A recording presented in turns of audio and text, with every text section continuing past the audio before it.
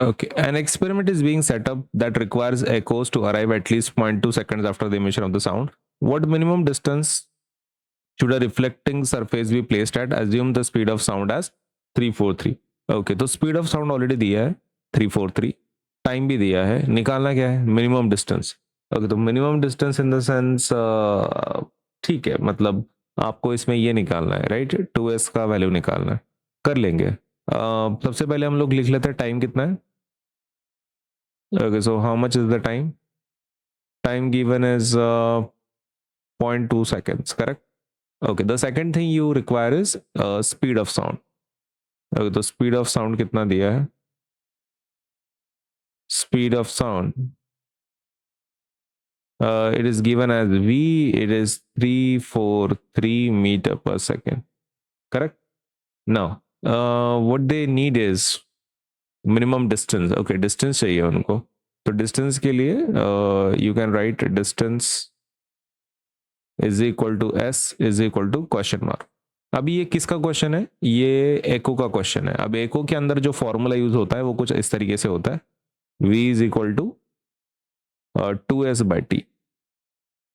मतलब अपना generally formula क्या रहता है? v is equal to s/t, right? तो मतलब s लेते हैं डिस्टेंस, लेकिन यहाँ पे 2s लेना पड़ता है. 2s क्यों लेना पड़ता है? एको वाले केस में ये एको वाले का फॉर्मूला है, तो एको में ऐसा क्या होता है स्पेशल कि उसमें ऐसा करना पड़ता है?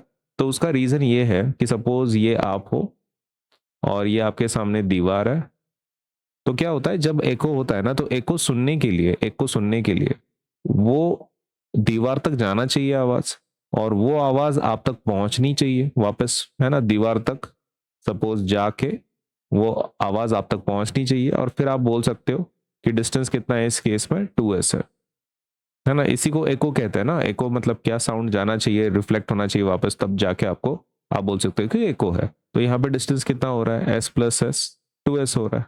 I hope you understand now कि हम लोग डिस्टेंस 2s क्यों लेते हैं. तो ये 2s इसलिए ले रहे हैं. Now let us solve this. आपका v का वैल्यू कितना है? 343 और 2s. आपके t का वैल्यू क्या है? t का वैल्यू 0.2 है, correct? Okay, let us divide this. 2 1 2.1 है ना, 0.1 आ रहा है.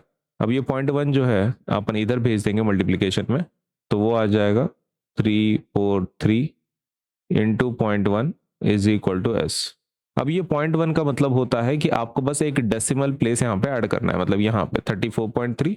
Okay, so the answer you are going to get is 34.3 metres, और ये एस की वैल्यू बराबर है. This is going to be the s value, 34.3 meters.